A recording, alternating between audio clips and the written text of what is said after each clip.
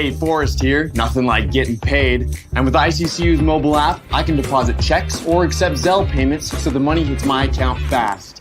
I just wish there was an app for mowing the rest of these lawns.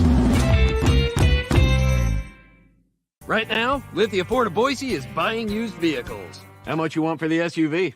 I don't know. Well, Lithia Ford will give you more than that. How much more? More than you think. I'm not thinking anything. I'm thinking you might get even more than that. See how much more you can get at Lithia Ford of Boise. When it comes to concrete, we've got you covered. RowPaint.com offers custom concrete coating services for your garage, business, warehouse, and more. And we do it in one day. We are your complete concrete coatings solution.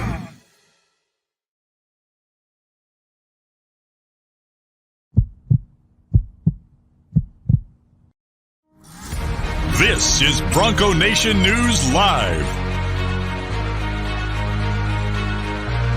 The best interviews, the most informed opinions, the latest breaking news, all from the top Boise State insiders.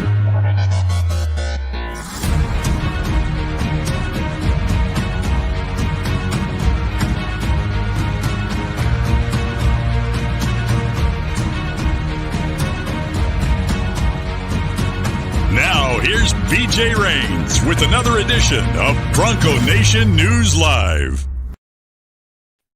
Hey, how we doing? Happy Thursday, folks. Welcome on in. Bronco Nation News Live at bronconationnews.com on the social media channels today of both Bronco Nation News and 95.3 The Tickets. And make sure you are following and subscribing to both YouTube channels and Twitter and Facebook and all that good stuff for 95.3 The Ticket KTIK as well as Bronco Nation News. And it's Thursday, and that means Mike Prater almost quit this morning, but he is here. And happy Thursday, Mike.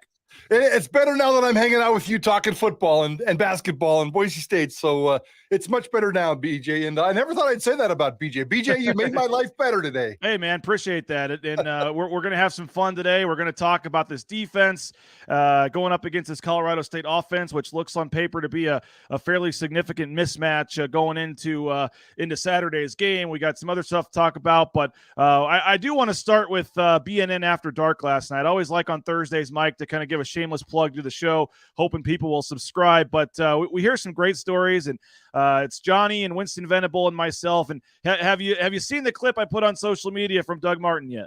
I did. I saw that last night, and it was very good. I mean, I got a couple quick things to say about that. First of all, I'm really PO'd at you, BJ, because I've been chasing Doug Martin for our show for a couple of years. You pulled the muscle between you and Winston, pulled some kind of freaky magic and got him. And I did see that clip last night. I do vaguely remember that story. I don't remember those details. That was a beautiful thing. I wonder if I should play a different story then that you haven't. Let me see if I got another clip in here. I was going to play that one again, but I have a different. You still got to play that one, though. Come on. The Vandals, right. Midfield logo. Are you kidding me? It was actually funny because we were about to start the show. We were in the green room behind the stage, and we were about to start. And he had come on a few minutes early, and we said something about, well, Johnny's a Vandal, right? Before we started, and he jokingly left the show and cut out like he wasn't going to do it if Johnny was on. And he said, I said, I'll save that for the show. And he goes, oh, I got something for the show. And we literally had no idea. I had to cut it short because we only had 2 minutes and 20 seconds, but I said something about Johnny being a Vandal. And he literally just goes, oh, hold on a second, and got up and walked off the screen. And we're all kind of like, oh, what's going to happen here? What's going on? And he walks back with the hammer in his hand, and that's right when the show starts. But we're having a lot of fun. This was episode 8 last night. Doug Martin, and by the way, I had nothing to do with it. It was 100% Winston Venable texting Johnny and I saying, we got Doug Martin tomorrow. And I said, all right, that's awesome. But we've had Jerron Johnson. We've had some big-time guys. We're working on some bigger ones. I think next week will be another NFL player that I'm not supposed to announce yet, but we got another former NFL player coming on next week as well. But I did want to, if anybody missed it or hasn't seen it yet, I thought this was pretty good. I did want to play this story from, you know what, I'm going to play a different one. You know what, I'm going to play one I haven't put out there yet because I'm thinking about it, and most people have probably seen this one on Twitter anyway. So here is another clip from BNN After Dark last night talking about, hey, I don't know if you remember this, but Doug Martin played a little defense starting off his Boise State career. Do you remember that, Mike? Yes, I do. I do remember that. All right, little trash talking ensues here. People that have so you guys were competing against each other for playing time at nickel there. How about that? First, I show up, and this is like me and him battling it out for the starting job. Yeah, I was just trying to soak in everything. I didn't know anything about defense. I know C-ball, B-ball. That's it. So Winston actually beating you out at nickel actually helped lead to your success at running back. Then can we say that? Yeah. I mean, dude, I've been telling people for years, like saying that, like if I didn't show up, I owe you money. I've been saying it for years. If I didn't show up to Boise, Doug Martin might not have been in the NFL. Probably because you're a savage, bro. You were a freak. First round draft pick, football player. But here's the thing, like, you know, I say that jokingly, but not dudes can't do that, right? Like, you can't get recruited at offense and just be like, hey, we're gonna try you out in this nickel position. But Doug is that guy, right? So I do joke around with people and say, man, Doug's lucky I showed up, because next thing you know, he's getting plenty of touches on the rock on the offensive side and a first round draft pick. So still waiting for my check, Doc. I'll give you something. It ain't gonna be a check though. You know, we can do something, a little something. So how'd you end up back at? How did that go, Doug? Then going back to running back and obviously working your way back in there. Yeah, well, unfortunately, one of our running backs got hurt. DJ Harper, I believe, he had like a ACL, and they needed me to get back into the lineup, and I didn't look back. You know, I was ready. I was, you know, running back never leaves you really. So all those years of playing tag when I was a kid. but yeah, that's pretty much how it went down. And then they never really put me back in nickelback really. So, you know, how were you as a nickelback? How were you as a nickelback? Shoot. DJ Lucky Winston Lucky DJ got hurt because I was about to take Winston's spot. I was on his heels. I was getting like 5 picks a day, you know, trucking dudes.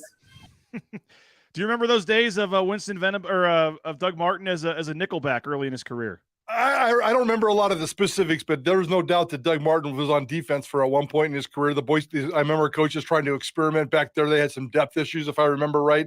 Obviously, they had some depth issues at running back as well, and great talent, just a great athlete, young kid, still trying to figure out how to play college football. And let's throw a great athlete in a position of need and see what happens. And obviously, he ended up back at running back and in the NFL. I love that. Doug Martin, I wonder how often he uses that every single day. And I think he's a pretty cool, pretty humble guy. I don't know him that well, but how often does he throw out the first round draft pick tag? I bet you he throws that sucker around every single day. He might as well if you can. In this time, he was at the time. I think he was the second one in Boise State history, behind Clady. Right, I believe he was the second one. And I think in the Oregon game, he couldn't remember. His memory, he was saying, sometimes the specific stuff's not great, but Winston was saying he thought in the Oregon game that Doug Martin got snaps on offense and defense in the same game against Oregon. That's pretty impressive if that was the case. And I definitely don't remember that. We could go back and look that up, but I wouldn't be surprised. That dude could play football anywhere. And the other story, which I'm not going to play, but it's on Twitter. Folks can go watch it. Yeah, he was talking about before the game, it was his turn to bring out the hammer against the Vandals, and all the players were wanting him to put it on the midfield and go out there and slam it. And he said, he didn't want to do that. And then they go in the locker room, and Coach Choate lights with a blowtorch a Vandals helmet on fire in the locker room. And he says, you know what? All right, F it, let's do it. So he runs out there because he was fired up, and he gets to midfield, and he slams it down. And then there's a fight almost starts. And I even went back and looked at the AP story, and it says there was a scuffle at midfield prior to the game after some of the Boise State players stomped on the Vandals logo. Peterson said that might have helped fire up Idaho early, and this is a classic Chris Peterson quote. He said, "We want to get ourselves excited, not the other team." And sure enough, I guess after reading that, but I'd already heard the story, and he had said that when he came over to the sidelines, he just got this look from Coach Pete, who was not happy at all that he had done that, and basically said, like, we better win today, or you're going to be the guy that is getting it. And Idaho scored, I think, on the first play of the game, not the kickoff, but the first play of the game was 81 yards. They take a 7-0 lead. Boise State ends up winning, I think, 45-10. But I love hearing the Idaho stories, and it really does make you wish they could find a way to get that series going again, Mike. Yeah, I might be writing about that this weekend. We've been talking to Coach Eck a couple of times the last couple of days, and enjoy that rivalry. I would love an old time game just for old time's sake. One more time. I understand the difference between the program, but if Idaho can keep being relevant, maybe we can get that game back on the schedule for once every 10 years for a plugging in of a non-con game at home. But I loved hearing that story last night. Nicely done on getting Doug Martin, and that was a fun story to hear. Yeah, and again, if these shows in the morning are free, they're obviously on social media. But if you do want to hear the BNN After Dark shows, the full show with Doug Martin last night, Jerron Johnson, we can go all back. You can watch all the previous episodes. Those are available to subscribers at Bronco Nation News. So just go to bronconationnews.com, and it's as easy as like $6.99 a month. You can sign up, pay $6.99, and go watch the show. And we would hope you'd appreciate that. And again, another I would call big guest next week. Former NFL player, former draft pick from Boise State is going to join us next week as we're ramping up the guest list here as we try to put the pressure on folks to try to subscribe, Mike. So we're having fun doing that. We appreciate Winston and Johnny as well for joining us last night. But obviously, how did Johnny take all the vandal abuse last night? Was he okay? Does he need therapy this morning or anything? Or? Well, it's funny because in previous shows he had some wireless issues, so he'd freeze up or he just would go out, and so maybe it was better if that would have happened during that part of the show. But he was borrowing Cher's laptop, and he had a much better setup last night, and he was locked in. And I think he was very respectful to the guest. And Johnny was telling us, actually, he was calling that game. He called that game for the student radio station at the University of Idaho. And he remembered the scuffle at midfield, and he remembered all that. And he was actually telling that to our guest, which is what led to him going to get the hammer and telling the story. So yeah, it was a good fun give and take, and Johnny was okay with it. Yeah, the final score wasn't mentioned, I don't think, at any point. It was like, oh, Idaho scored first, and then Johnny forgot what happened the rest of the game. But that was a fun banter, and folks can go back on the. You should have the private YouTube link if you're a subscriber on your email, or you just go to bronconationnews.com, click on the live videos tab, and then BNN After Dark, and you can watch all the old episodes there as well. Folks are this guy's Big Wade says, screw U of I. My daughter played collegiate soccer, told her if she went to U of I, she would no longer be allowed in the house, period. Wow, that's pretty hardcore there. That's pretty hardcore. Let your daughter go wherever she wants. Come on now. And Keaton says, since we're losing the BYU matchup, it would be nice to bring back a classic rivalry like the Vandals. It's not often there's an FCS opponent your fan base would be excited to play against. Well, yeah, and there's not very many opponents you could put inside Albertson Stadium, and it would be an instant sellout too. So, I definitely want that game back on the schedule, but I only want it's coming, right? It sounds like it's going to come at some point here in the next few years. Yeah, I mean, if the Vandals can continue to do their job and stay relevant, they're going to have to find the resources and all this kind of stuff. You can't just win 5 games and all of a sudden pretend like you're a good football program. So they still have a lot of work to do, and I don't think Boise State has an opening on its schedule till 25 or 26. I can't remember exactly when. And things are juggling with the Big 12 transfers, but we'll figure that out. But there's no reason why Idaho can't play in Boise once or twice every 10 years as just a one-off non-con early season game. I would still love to see that happen. And it should happen in basketball too. Oh, it should happen in basketball every single year. And I would have no problem, with Boise State even going up there. I mean, basketball is not a financial model like it is in football. And you got so many non-con games, maybe just play that game every year once. I would love to have it as a neutral game downtown like they used to. I know the Washington State game is going to be pretty cool this year at Idaho Central Arena. But yeah, in basketball, they should play every single year and maybe even rotate. I got no problem with that. I know there's some when you're trying to build a basketball schedule, there's computer rankings and all that stuff come into play. And to this point, Idaho, there's I guess wouldn't provide much of a matchup for them in terms of the computer rankings and wouldn't help them. But maybe the Vandals can get the basketball program going a little bit. And it is one game out of 31, so I mean it's like come on. One game out of 31. And if you can take care of your business in most of these games, that kind of computer model is not going to hurt you. I don't think. I wouldn't think so. I know it's not going to help your strength of schedule, but one game out of 31, especially for the state, it's important to the state. It's important to the fan base, and I would love to see it happen.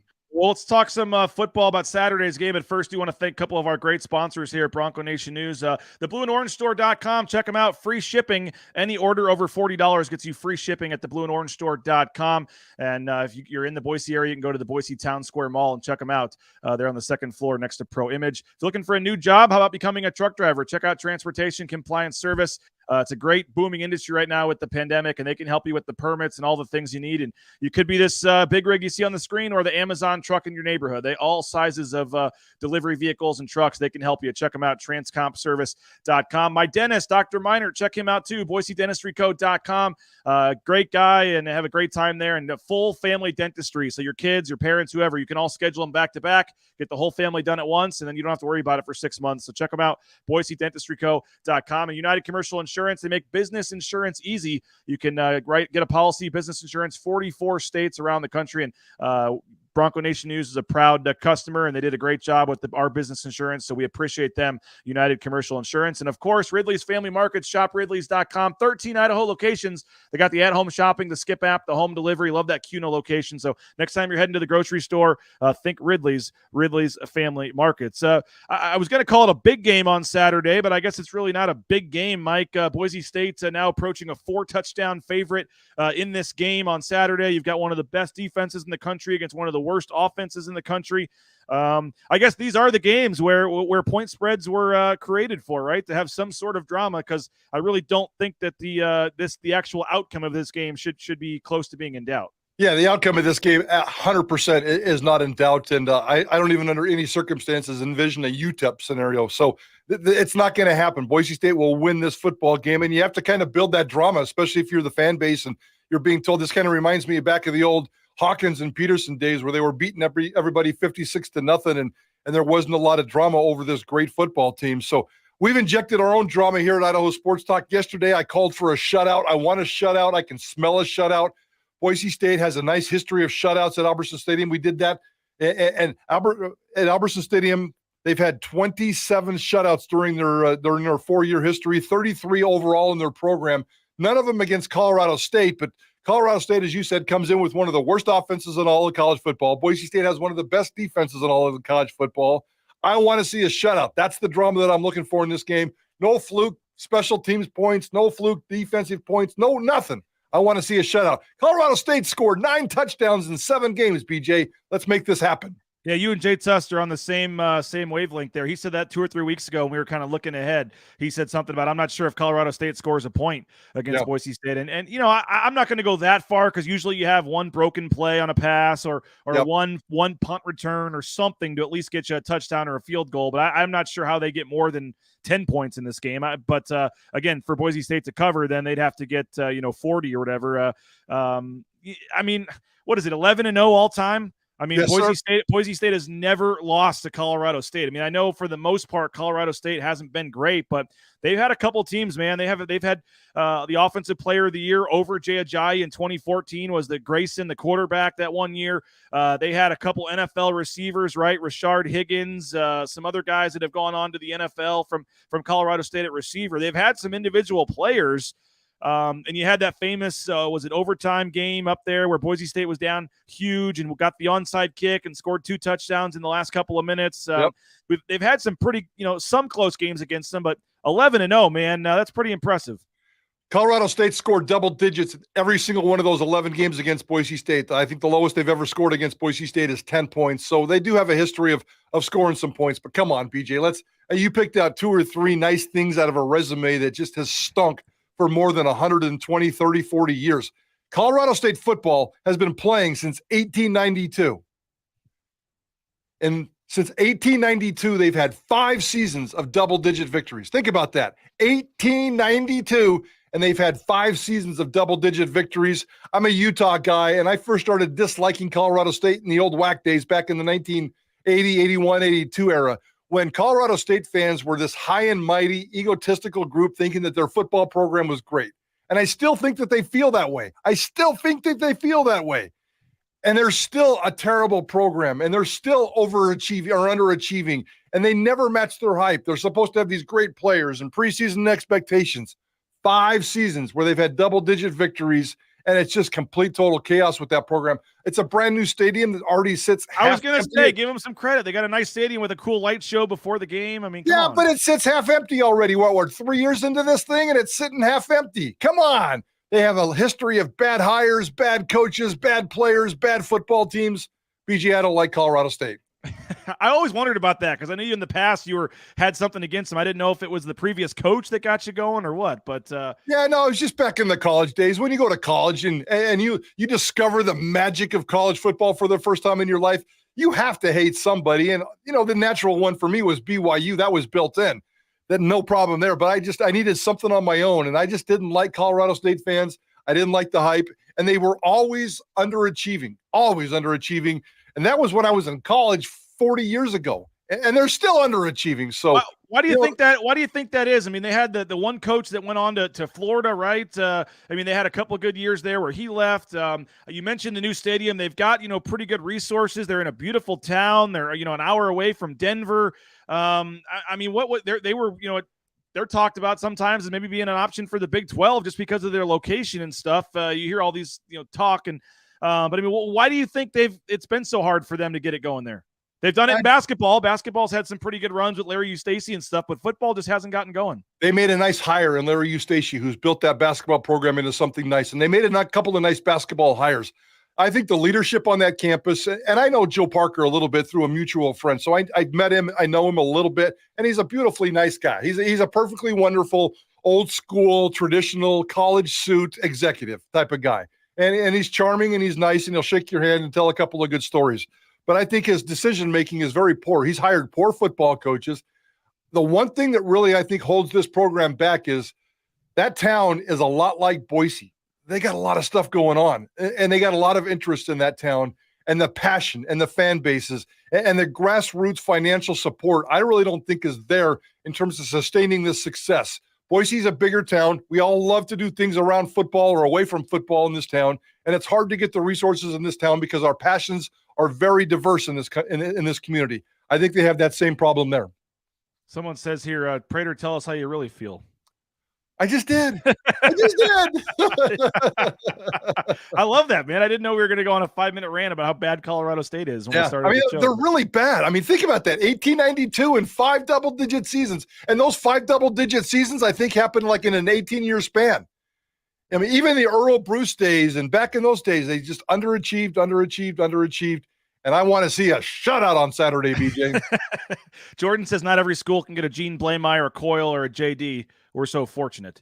Boise State has had some pretty solid hires for the most part at athletic director. Yeah, I would. They've made some great hires. Even Kurt Apsey, who's never going to make that list, was a nice little bridge and did some good things and certainly did some better things as an associate athletic director. But yes, leadership matters, and you have to hire that, especially when you have a challenge in a community of going out and creating funds and building resources. And both Colorado State and Boise have those same kind of issues. Boise State's hired great leaders.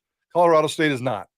What I mean, you want the shutout, and there's a realistic chance of it actually, happening. And it's partially, it's just because of this. We can say what we want to about their offense, but I mean, this defense, Mike, I wrote about it on the site. You guys have talked about it all week. I mean, I asked a couple of questions at the presser about it. I mean, everyone likes to do rankings these days and top fives and all this kind of stuff. And obviously there's half a season left, as all the coaches have been quick to point out that they're not close to, that they don't put half season rankings in the record books. It's a full season. But if they stay on the pace they're at, and you look at some of the bad offensive teams left on their schedule, there's really reason to believe with Nevada and Colorado State and Wyoming that are not going to score a lot of points against them. And then you got, Utah State and BYU, but there's reason to believe these numbers could really stay. And if they do, you've been covering this program a long time. I know in terms of the NFL draft picks and stuff and guys that got into camp, whether it be the 9-10 teams and some of those teams that, had some more 2012, I guess it was, or some of these teams that had a lot of NFL players. But what do you make of this defense we're seeing right now? And are we going to look back in 10 years at this defense as one of the best in program history? Absolutely. Statistically on paper. And I know you know this and so many other people know this as well. Don't forget the 3 special teams touchdowns they've given up. Take away those points, and statistically on paper, they're a top 10 defense in this entire country. So I think they're top 20 now based on giving up 14, 15 points a game. So yeah, statistically, this football team, and it's going to get better based on the schedule, as you pointed out. I love the roster in terms of NFL potential. I think that there's NFL guys on the line. I think there's NFL guys in the back half. Who would have thought, for crying out loud, that DJ Schramm was a better having a better season than J.L. Skinner, who's having a good season, but J.L. Skinner's stats are very quiet. I think he only had 2 tackles in the last game. Even when he leads the team in tackles in a game, it's like 8, 9, 10, and it seems like a quiet one. J.L. Skinner's a good football player who's going to get incredible shots to play pro football, but he's having a quiet, sleepy season on this otherwise great defense where players like DJ Schramm are just in the spotlight playing lights out. It's kind of beautiful to watch. Yeah, for a dominant elite defense, you have to have the NFL star power type guys, the JL Skinners and the Scott Matlocks, but you have to have the Zeke Noahs and DJ Schramms and Caleb Biggers type guys that are just kind of the quiet, productive, unsung heroes of your defense. I saw yesterday, I read The Athletic. I love The Athletic. Chris Vanini of The Athletic does a great job of covering the group of 5. And yesterday he put out his group of 5 early All-American football team. Zeke Noah was his first team linebacker, which, I probably would have picked DJ Schramm, but I think he's going after a great defense, great linebacking core, and he picked a player that made some sense. But and don't forget, as you guys talked about yesterday in the media, earlier this week, we were able to talk to DJ Schramm. He's got 1 more year left if he wants it. He's got his COVID year back. Yeah, he wasn't like, it sounds like to me though, the way he kind of brushed it off was like he's kind of thinking this is going to be it for him, which is interesting to me. That I don't know what his pro chances are, and who knows, but some guys you could tell like are coming back no matter what. I didn't get that sense with him. Obviously things can change. There's a half a season left. You wouldn't have said this last year, but you'd love to have, you really hope you have DJ Schramm back now. And you wonder if he can do what he did this year again next year. That dude's going to put himself into an NFL conversation. He's got the body. He's got the athleticism. He's got the smarts upstairs. And he kind of exploded onto the scene this year. This is his 4th year. He comes back for a 5th year and get that much better again. Ooh, this is a dude who grew up in a football family. His dad's a big-time football coach. I'd like to see him stick around. I have no idea what his thought process is, but I'd love to see DJ stick around. And you mentioned Zeke Noah. I mean, the D-line's getting a lot of praise, what the secondary's doing, but those guys in the middle, Mike, I mean, I think we all thought that was a huge question mark going into the season. I know we talked about it a couple weeks ago, but they're continuing to do it and continuing to produce. And Zeke Noah had the pass breakup on 4th down to win him the game there. And Zeke Noah is, doing a lot of things. And so, those 2 guys, if you had to pick an MVP or co-MVP, maybe of the whole team at this point, Noah and Schramm together, man, have just been huge. Raise your hand if you were a little disappointed when you heard that Zeke Noah was coming back for his super senior season. Not me. He's great. I get why you say that, but yeah, I did. I just, based on where he was, I was kind of ready to move on from Zeke Noah. Now, raise your hand if I 100% agree with you in terms of what's happened in the linebacker position. Absolutely. I can change my mind. I can be fluid. I just thought that Zeke Noah was a great dude, great locker room guy. I love what Paulies bring to the locker room and the attitude and the mentality they bring to a football team. But I thought he had just kind of reached his ceiling, which was just kind of this mediocre athlete out there busting his butt, trying to do the best he can.